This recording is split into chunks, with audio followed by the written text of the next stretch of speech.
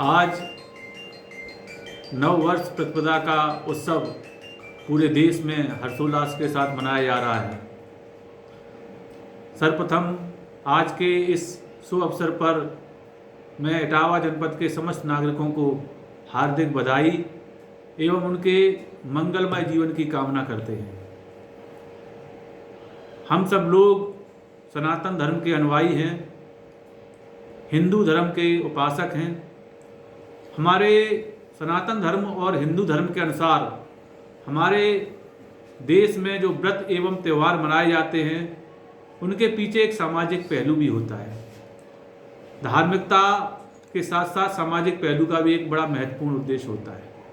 हमारे जो व्रत एवं त्यौहार एक समाज में सकारात्मक भरा संदेश देते हैं, जो समाज में एक नया संदेश लेकर हम लोग व्रत उत्सव एवं त्यौहार को मनाते हैं।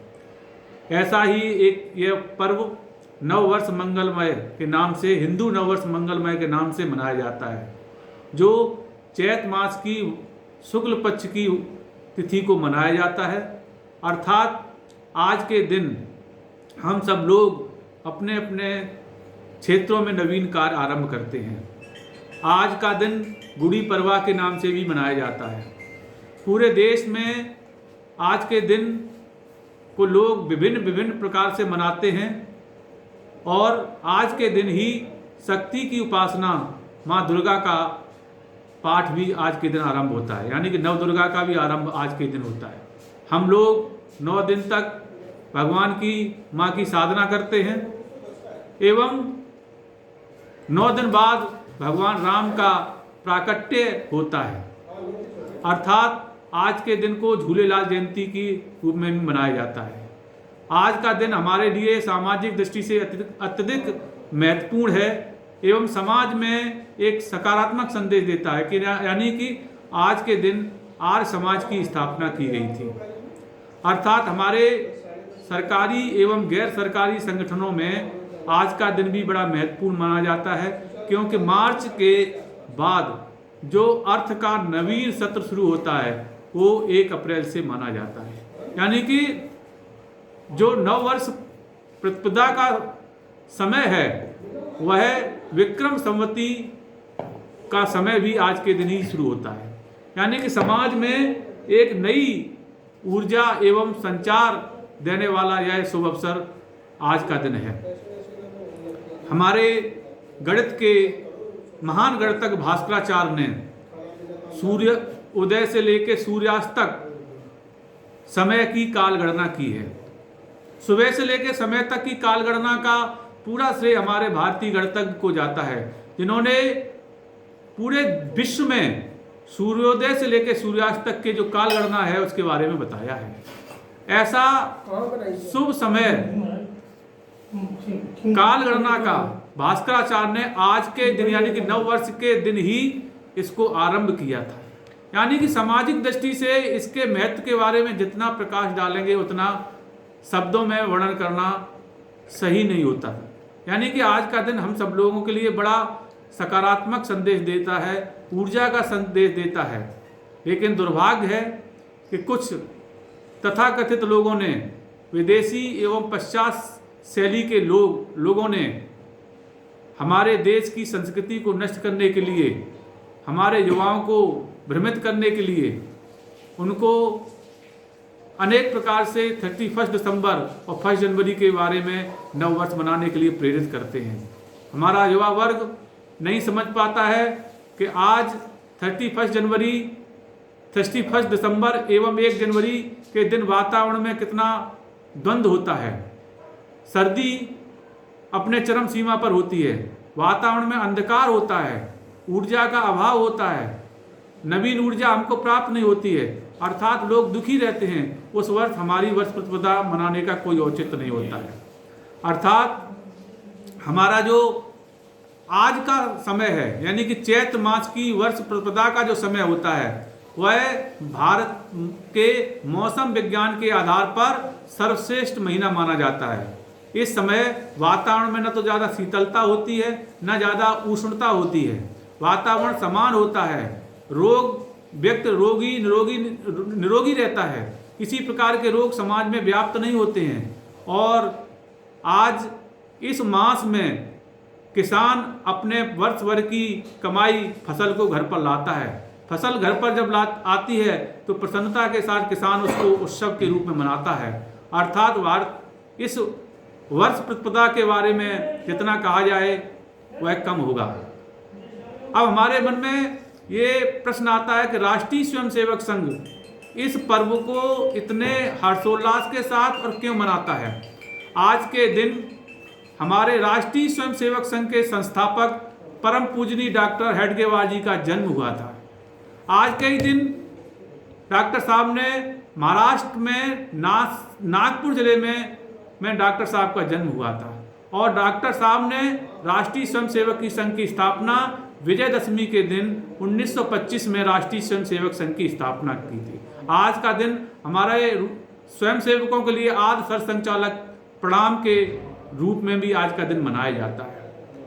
हमारे देश में प्रत्येक जगह पर कोने कोने में, सेवा बस्ती में, नगर में, ग्रामीण अंचल में आज के दिन आद्य सरसंघचालक सारे स्वयंसेवक प्रणाम करते हैं। और कोविड-19 के तहत एक प्रांत की दिशा निर्देश के अनुसार हम सब लोगों ने पूर्व में इस प्रकार का कार्यक्रम बड़े बड़े उत्सव के रूप में हम सब लोग आद्य सरसंघचालक प्रणाम करते थे। सारे नगर का एकत्रीकरण होता था, एक दो जगह इस प्रकार के बड़े स्वरूप में कार्यक्रम को आयोजित करते थे। लेकिन कोविड-19 महामारी के चलते प्रांत का ऐसा निर्देश है कि एकत्रीकरण नहीं किया जाएगा। अर्थात इस प्रकार के कार्यक्रम को, यानी कि आज के कार्यक्रम को हम लोगों ने शाखा सा मनाने का निर्णय लिया है। शाखा पे कुछ स्वयंसेवक कोविड-19 के गाइडलाइन का 100% पालन कर रहे हैं। कम संख्या में आकर मास्क पहनकर, सैनिटाइजर का प्रयोग कर दूर दूर बैठकर सोशल डिस्टेंस का पालन करते हुए हमारे स्वयंसेवकों ने पूरे जिले में शाखा सा आज के कार्यक्रम को आयोजित किया गया है। अर्थात राष्ट्रीय स्वयंसेवक संघ की स्थापना जो डॉक्टर साहब ने की थी, उनका जन्म आज के दिन हुआ था। हम लोगों के लिए बड़ा गौरव का विषय है, गौरव का प्रसंग भी है। डॉक्टर साहब का जन्म 1925 में, डॉक्टर साहब का जन्म महाराष्ट्र में नागपुर जिले में हुआ था। एक गरीब ब्राह्मण परिवार में उनका जन्म हुआ था। बचपन से बड़े मेधावी थे, पढ़ने में बहुत होशियार थे। बचपन से ही उनके मन में देश को स्वतंत्र कराने के लिए एक नवीन ऊर्जा थी। डॉक्टर साहब जिस कॉलेज में पढ़ते थे उस कॉलेज का प्रिंसिपल एक अंग्रेज महिला थी। उस महिला के जन्म दिन के समय पूरे विद्यालय में मिठाई बांटी जाती है। डॉक्टर साहब उस मिठाई को टोकरी में फेंक देते हैं। जब उनके साथियों ने उनसे पूछा ऐसा आपने क्यों किया, उन्होंने कहा उन अंग्रेजों ने हमको गुलाम बनाया है, हमारे देश पर शासन कर रहे हैं। अर्थात ऐसे अंग्रेज के जन्मदिन के अवसर पर हम खुशी को प्रकट नहीं कर सकते हैं। डॉक्टर साहब धीमे धीमे शिक्षा प्राप्त करते हैं। बचपन में ही इनके माता पिता को प्लेग की महामारी से देहांत हो जाता है। डॉक्टर साहब उस शिक्षा प्राप्त करने के लिए नागपुर से चलकर कलकत्ता जाते हैं। कलकत्ता मेडिकल कॉलेज में MBBS की पढ़ाई करने के लिए प्रवेश लेते हैं। मन में बड़ा प्रश्न आता है कि एक बालक महाराष्ट्र से चलकर कलकत्ता में ही विद्यार्जन के लिए क्यों जाता है। अर्थात उत्तर बड़ा सरल एवं स्पष्ट है कि महाराष्ट्र से चलकर वो बालक इसलिए जाता है कि कलकत्ता उस समय क्रांतिकारियों का केंद्र बिंदु था। सारा भारतवर्ष की स्वतंत्रता का जो आंदोलन हो रहा था, स्वतंत्रता का, वो कलकत्ता एक केंद्र था। अर्थात कलकत्ता से सारे स्वतंत्रता आंदोलन का शुरू चल रहा था। डॉक्टर साहब ने मेडिकल की पढ़ाई के साथ साथ वहां पर क्रांतिकारियों के साथ सहयोग किया और क्रांतिकारियों के साथ भारत माता को स्वतंत्र कराने के लिए जो भी आंदोलन हो सकते हैं उनमें अपनी पूर्ण सहभागिता प्रकट की। मेडिकल की पढ़ाई करने के बाद डॉक्टर साहब पुनः नागपुर आ जाते हैं। घर की आर्थिक व्यवस्था बड़ी जर्जर थी। परिवार के लोगों ने उनसे निवेदन किया कि आप मेडिकल की सर्विस करें या कोई अपना व्यवसाय चुनें जिससे परिवार का भरण पोषण हो सके। डॉक्टर साहब ने सोचा और उन्होंने इस बात पर जोर दिया कि सर्विस करने से या मेडिकल की प्रैक्टिस करने से केवल मेरा व्यक्तिगत और मेरे परिवार का भरण पोषण हो सकता है। लेकिन डॉक्टर साहब उस समग्र हिंदू समाज और देश की चिंता करने वाले थे। डॉक्टर साहब ने कहा कि मैं देश की सेवा करूंगा। अर्थात प्रारंभ में डॉक्टर साहब ने कांग्रेस में रहकर काम किया, क्योंकि उस समय कांग्रेस एक राजनीतिक पार्टी न होकर क्रांतिकारियों का एक समूह होता था, और विदर्भ प्रांत के मंत्री के रूप में डॉक्टर साहब ने काम किया। पूरे महाराष्ट्र में प्रवास करने के समय व्यक्ति से मिलने के बाद डॉक्टर साहब के मन में एक बड़ी पीड़ा उत्पन्न हुई।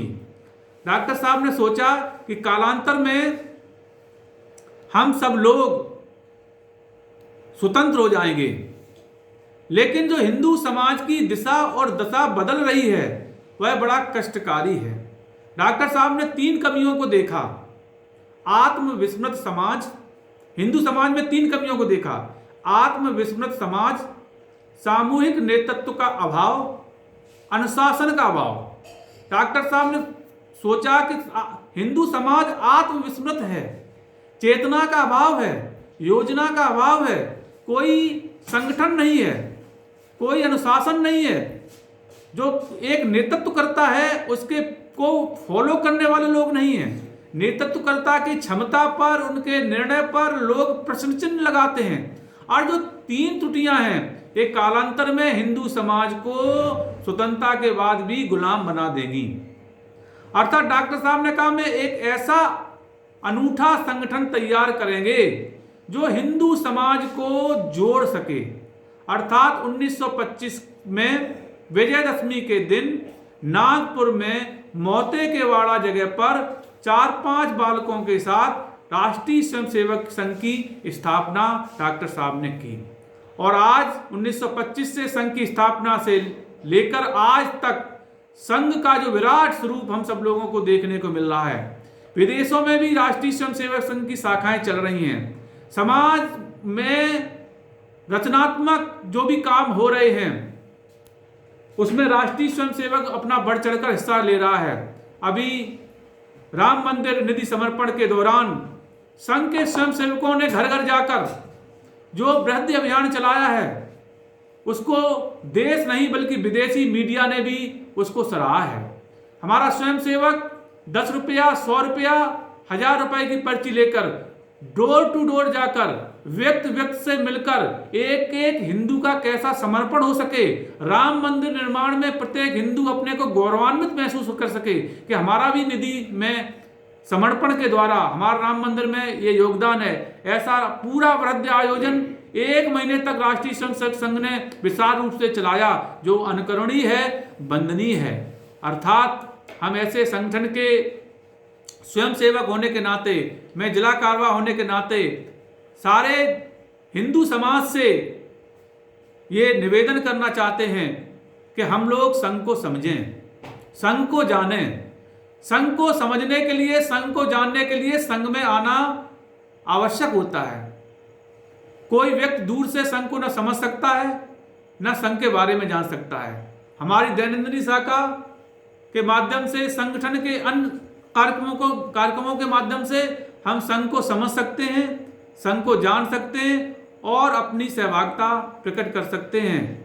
ऐसी हमारी आप सब लोगों से निवेदन है कि हम सब लोग हिंदू समाज को समृद्धशाली, वैभवशाली, गौरवशाली बनाने के लिए संघ के कार्यक्रमों में हिस्सा लें और समझें।